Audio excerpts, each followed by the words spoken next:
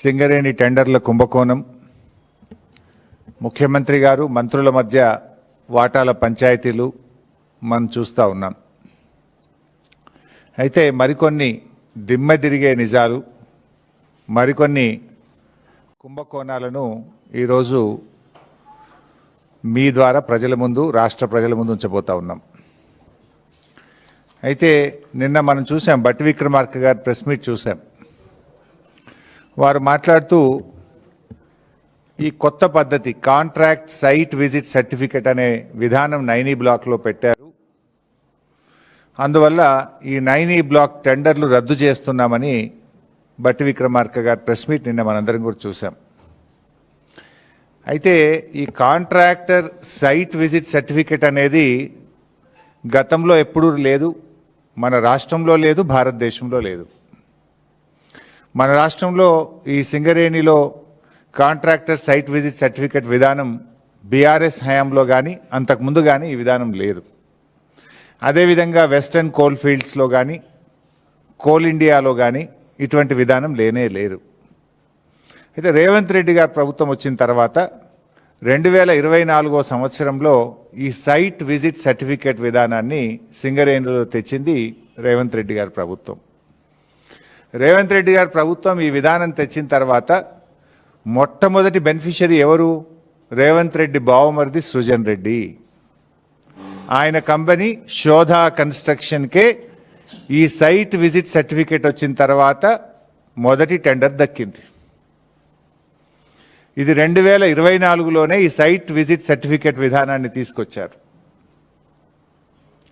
ఈ site visit certificate విధానం వచ్చిన తర్వాత సింగరేణిలో 6 టెండర్లు జరిగితే 6 టెండర్లు కూడా +7% టెండర్లు వారి వారి అనుయాయులకు కట్టబెట్టడం జరిగింది.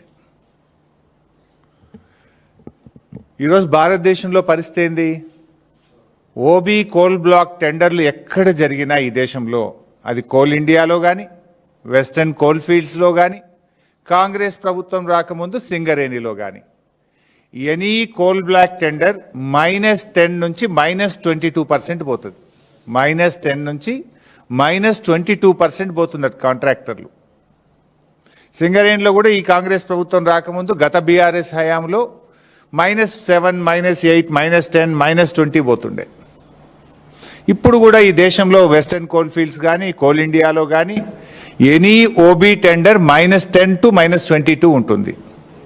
కానీ మన రాష్ట్రంలో రేవంత్ రెడ్డి గారి ప్రభుత్వం వచ్చిన తర్వాత ఈ సైట్ విజిట్ సర్టిఫికెట్ అనే కొత్త విధానం తెచ్చిన తర్వాత అన్ని టెండర్లు కూడా +7 నుంచి +10% పోతా ఉన్నాయి. అయితే నిన్న బట్టి గారు కేవలం 9E బ్లాక్ మాత్రమే సైట్ విజిట్ సర్టిఫికెట్ ఉంది కనుక ఆ టెండర్ రద్దు చేస్తామన్నారు. మరి వీటి సంగతి ఏంది?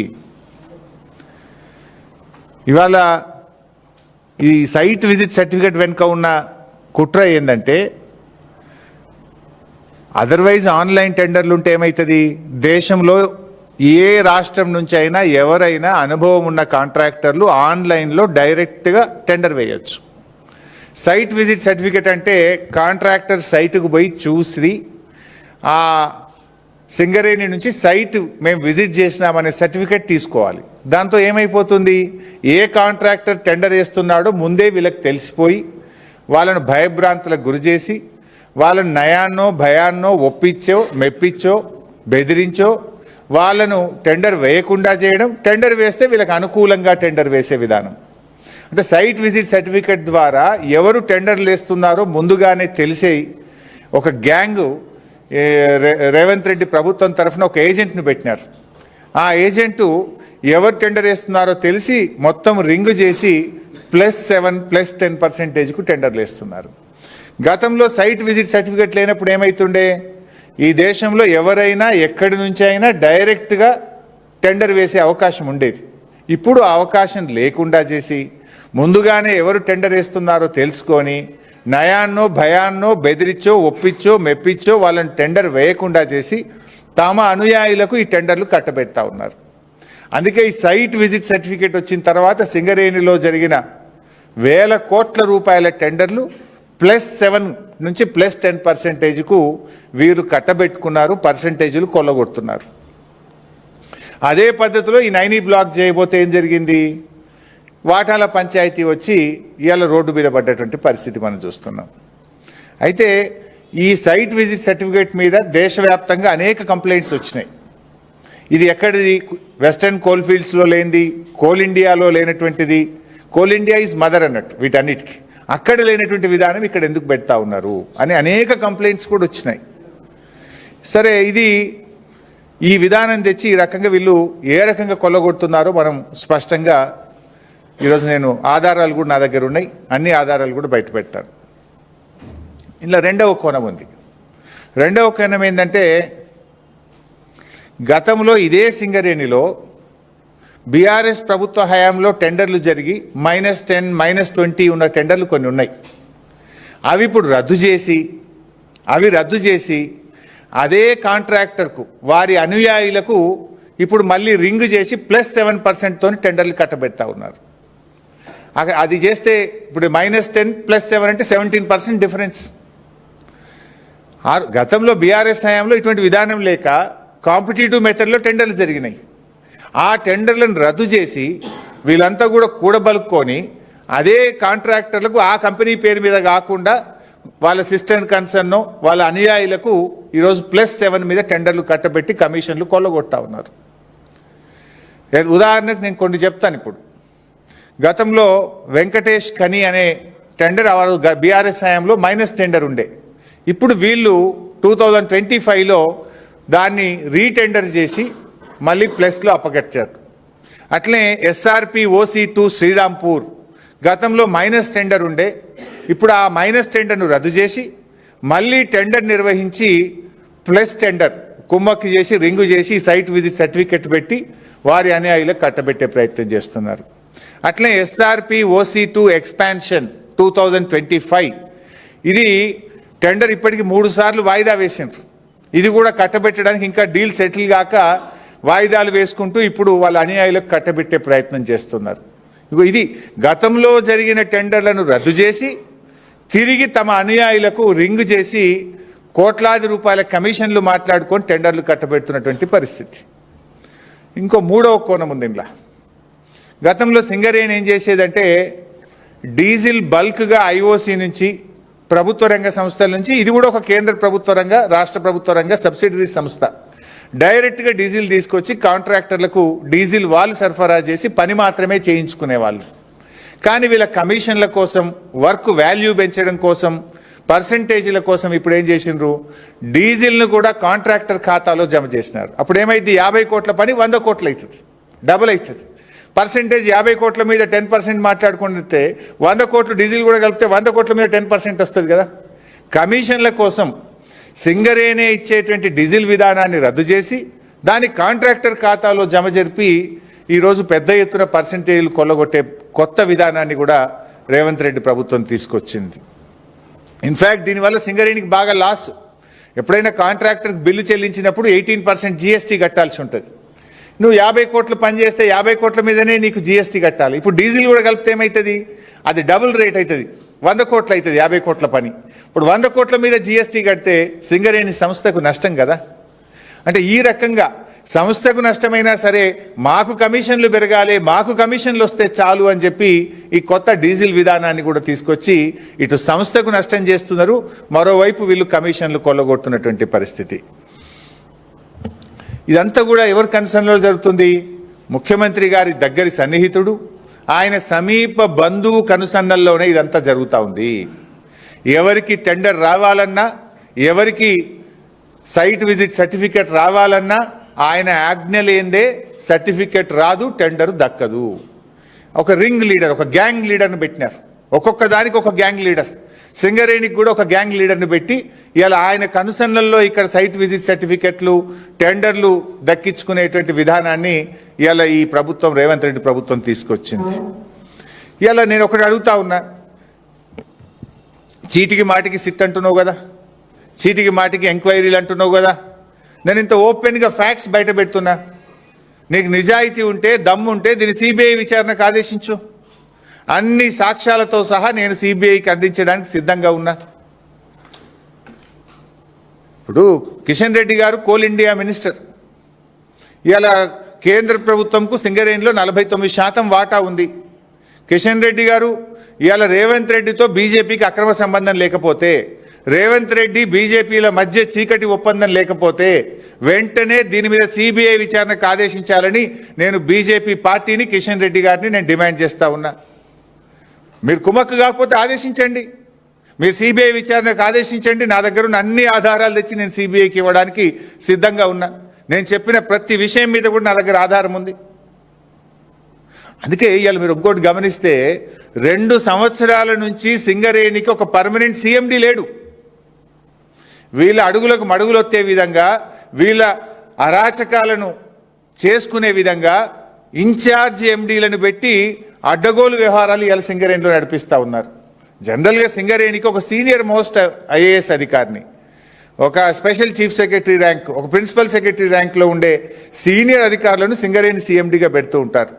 కానీ ఈ ప్రభుత్వం వచ్చిన 2 ఏళ్ల నుంచి సింగరేణికి రెగ్యులర్ సీఎండీఏ లేడు, ఒక రెగ్యులర్ జేఎండీ లేడు, రెగ్యులర్ డైరెక్టర్లు లేరు.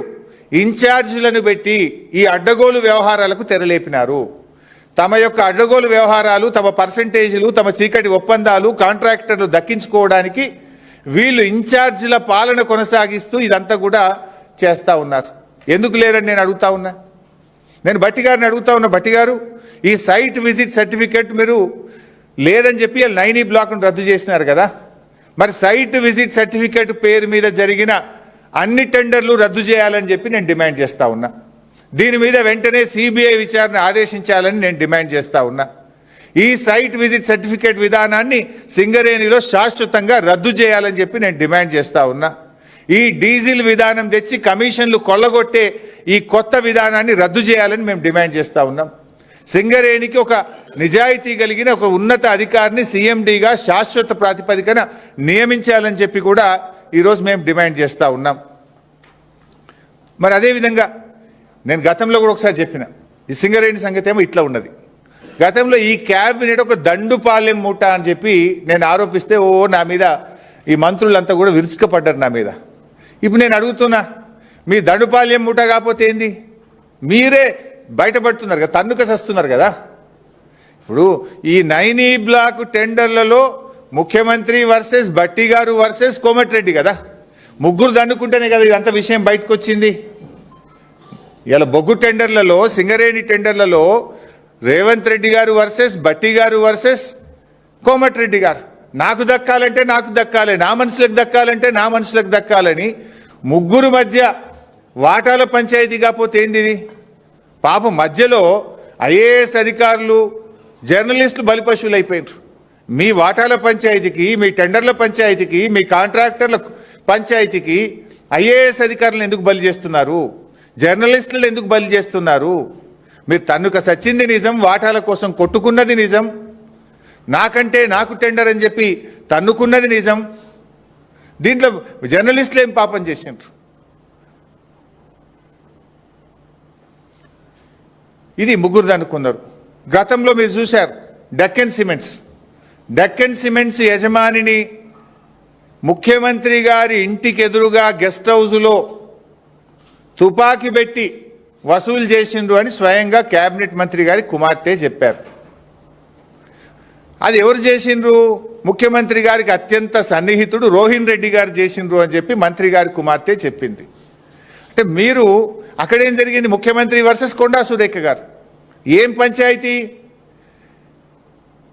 వ్యాపారవేత్తల దగ్గర తుపాకులు పెట్టి బెదిరించిన, వసూలు చేసిన డబ్బుల్లో వాటా పంచాయతీ.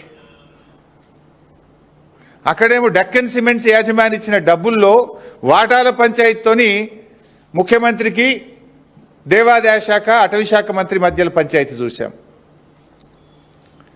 మరో పంచాయతీ టెండర్ల పంచాయతీ. సమ్మక్క సారక్క మేడారం టెండర్లలో దేవాదాయ శాఖ టెండర్లు పిలిచి టెండర్లు ఫైనల్ చేస్తే తనకు దక్కలేదని, పొంగులేటి గారి కంపెనీకి దక్కలేదని టెండర్లే రద్దు చేసి దేవాదాయ శాఖ నుంచి ఆ టెండర్ల విధానాన్ని R&B శాఖకు బదిలీ చేసి టెండర్లు దక్కించుకున్నది పొంగులేటి గారి కంపెనీ కాదా? అంటే సమ్మక్క సారక్క టెండర్ల విషయంలో దేవాదాయ శాఖ మంత్రి సురేఖ గారు, పొంగులేటి శ్రీనివాసరెడ్డి గారు ఇద్దరి మధ్యలో వైరం మనం ఓపెన్గా వాటాల కోసం కాంట్రాక్టర్ల కోసం పోరాడుకున్నది మనం చూడలేదా? దేవాదాయ శాఖ టెండర్లు పిలిచింది నిజం, టెండర్లు వేరే కాంట్రాక్టర్కు దక్కింది నిజం, తనకు దక్కలేదని ఆ టెండర్లు రద్దు చేసింది నిజం, దేవాదాయ శాఖ నుంచి R&B శాఖకు టెండర్లు పిలిచే అవకాశం ఇచ్చింది నిజం, ఆ టెండర్ పొంగులేటి కంపెనీ దక్కించుకున్నది నిజం. ఇంత ఓపెన్గా కాంట్రాక్టర్ల కోసం ఇద్దరు మంత్రుల మధ్య తగువు చూశాం.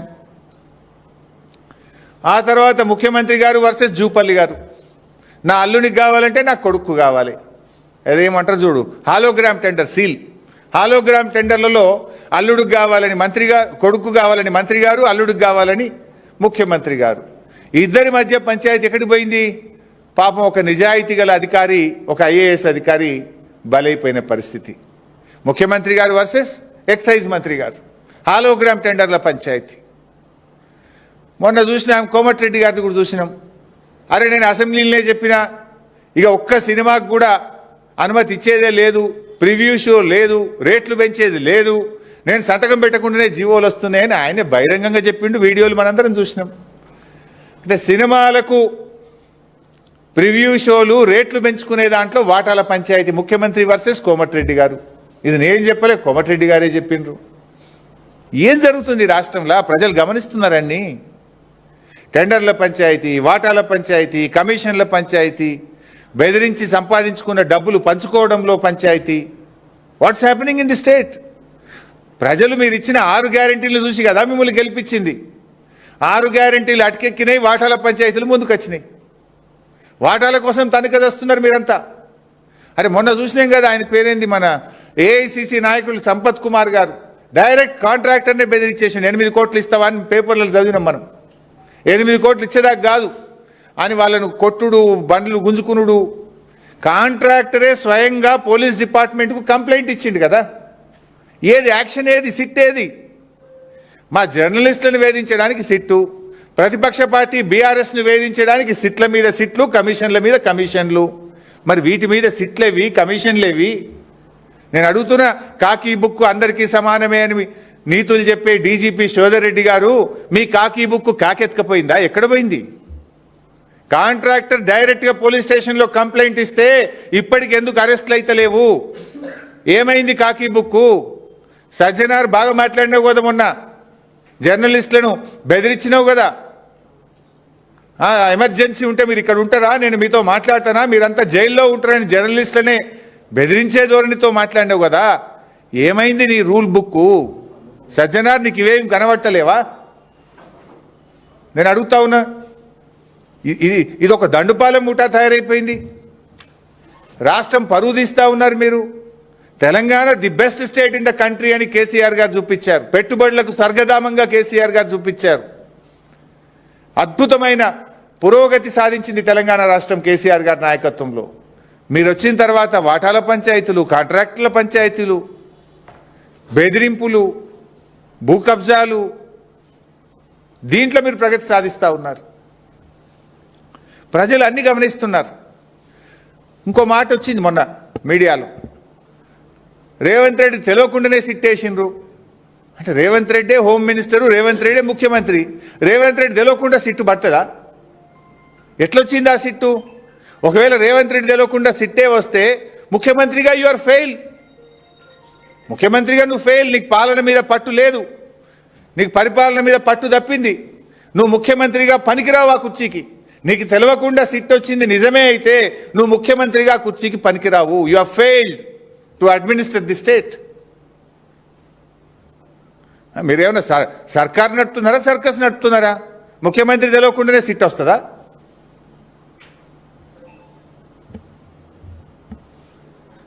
రేవంత్ రెడ్డి గారు నిన్న మాట్లాడిన వ్యాఖ్యలు చాలా తీవ్రంగా మేము ఖండిస్తూ ఉన్నాం. బీఆర్ఎస్ జెండా గద్దెలు కూల్చాలని మాట్లాడుతుండు. బిడ్డను బీఆర్ఎస్ జెండా గద్దెల దోలికొస్తే నీ గద్దె కూల్త జాగ్రత్త అని చెప్పి హెచ్చరిస్తూ ఉన్నాం. దుమ్ము అయిపోతావు బిడ్డ నువ్వు. అయినా బీఆర్ఎస్ పార్టీ నువ్వు కూలిస్తే బీఆర్ఎస్ పార్టీ ఏదో జెండా గద్దెల్లో లేదు, ప్రజల గుండెల్లో ఉన్నది బీఆర్ఎస్ పార్టీ. బీఆర్ఎస్ పార్టీ జెండా గద్దెల్లో నువ్వు గూలిస్తే పోయే పార్టీ కాదు. తెలంగాణ ప్రజల గుండెల్లో పుట్టిన పార్టీ బీఆర్ఎస్ పార్టీ, ప్రజల హృదయాల్లో ఉన్నటువంటి పార్టీ బీఆర్ఎస్ పార్టీ. ఈ హౌలా మాటలు బంద్ చేయి, పిచ్చి పిచ్చి మాటలు బంద్ చేయి. 6 గ్యారంటీల మీద దృష్టి పెట్టు. నిన్న కేబినెట్ మీటింగ్ జరిగింది. రాష్ట్రంలో రైతులు ఆశగా ఎదురు చూసినారు. సంక్రాంతికే నువ్వు రైతు బంధు ఇస్తామని ఎదురు చూశారు యాసంగి పంటకు. సరే సంక్రాంతికి ఇయ్యలేదు, నిన్న కేబినెట్ మీటింగ్లోనైనా రైతు బంధు ఇస్తావేమోనని ఎదురు చూసిన రైతులకు నిరాశ మిగిలింది. అరేగా ఎరువుల కొరత ఉంది, దాని మీద ఏమైనా కేబినెట్ మాట్లాడుతుందేమో అనుకున్నాం. రైతు బంధు గురించి ఒక ప్రకటన వస్తుందని ఎంతో ఆశగా ఎదురు చూశారు రైతులు.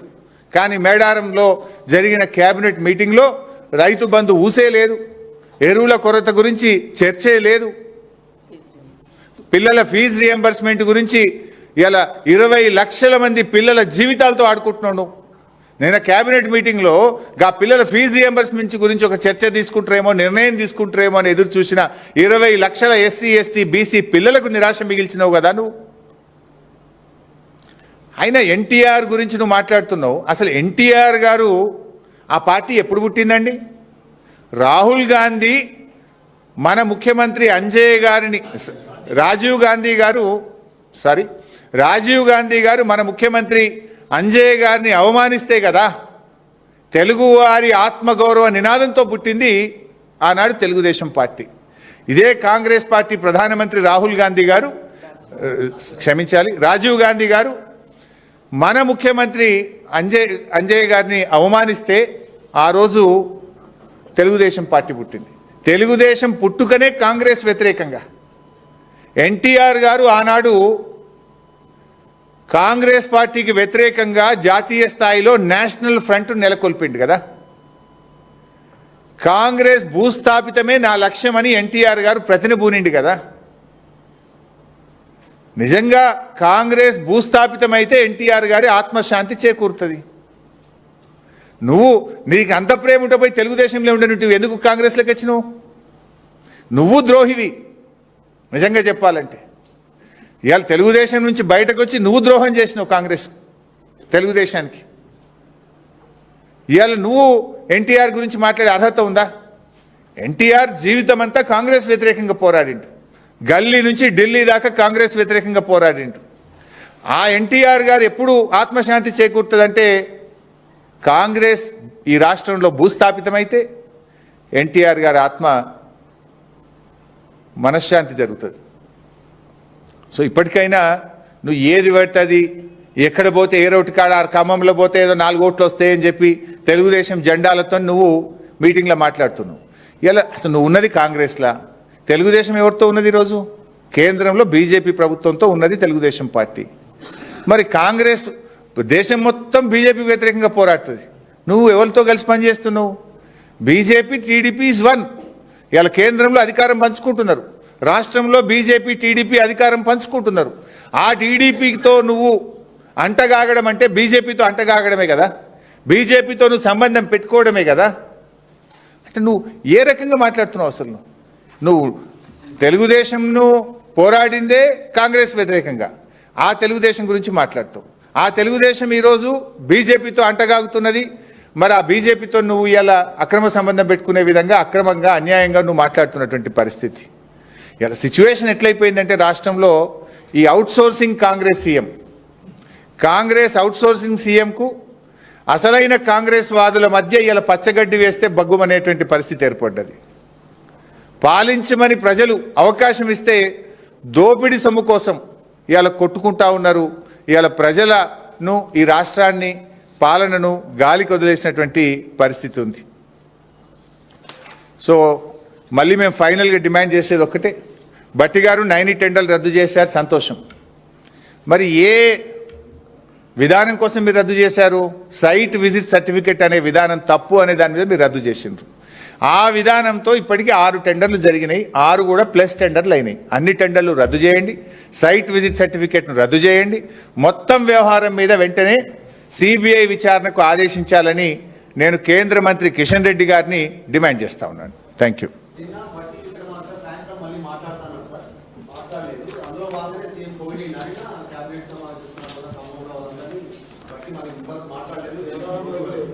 సో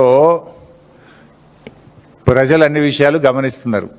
భట్టి గారు కూడా నిర్భయంగా దాని వెనుక ఎవరున్నారో ఆయన బయట పెట్టాలని చెప్పి నేను డిమాండ్ చేస్తా ఉన్నా. భట్టి గారు ఇలా ఇంకొక విషయం కూడా మనకు చాలా ఆశ్చర్యకరంగా ఈ రాష్ట్రంలో మనం చూస్తున్నాం ఏంటంటే, ఒకరేమో వైఎస్ రాజశేఖర రెడ్డి గారికి నేను వీర విధేయుణ్ణి అంటున్నారు, ఇంకొకరేమో చంద్రబాబు నాయుడు గారికి నేను పరమ భక్తుణ్ణి అని చెప్పుకుంటున్నారు. ఒక ఆయన సీఎం, ఇంకొక ఆయన డిప్యూటీ సీఎం. ఆ ఇద్దరూ ఈ తెలంగాణ రాష్ట్ర ఏర్పాటుకు వ్యతిరేకంగా ఉన్న వాళ్ళే కదా. ఇద్దరూ తెలంగాణ, ఒక ఆయన సిగరెట్టా బీడియా అని మాట్లాడిండు, ఒక ఆయన చివరి నిమిషంలో కూడా తెలంగాణ రాష్ట్ర ఏర్పాటును అడ్డుకోవడానికి ప్రయత్నం చేసిండ్రు. సో ప్రజలు అన్ని విషయాలు కూడా గమనిస్తూ ఉన్నారు. ఏంది వీళ్ళు ఏం చేస్తున్నారు, ఏం మాట్లాడుతున్న విషయాన్ని కూడా గమనిస్తున్నారు. భట్టి గారు కూడా ఆయన ఈ మొత్తం వ్యవహారం వెనుక ఎవరున్నారు ఏంటి అన్ని విషయాలు బయట పెడతా ఉన్నారు. నిర్భయంగా ఆయన బయట పెట్టాలని చెప్పి కూడా మేము కోరుతా ఉన్నాం. బయట పెట్టకపోతే మళ్ళీ మీ మధ్య వాటాల మధ్య సయోధ్య కుదిరిందని ప్రజలు భావించే అవకాశం ఉంటుంది. తప్పకుండా ఈ అన్ని విషయాలను సిబిఐకి, అవసరమైతే హైకోర్టుకు కూడా వెళ్ళి హైకోర్టు ద్వారా కూడా లీగల్గా కూడా మేము బీఆర్ఎస్ పార్టీ ముందుకు వెళ్తుంది. Thank you.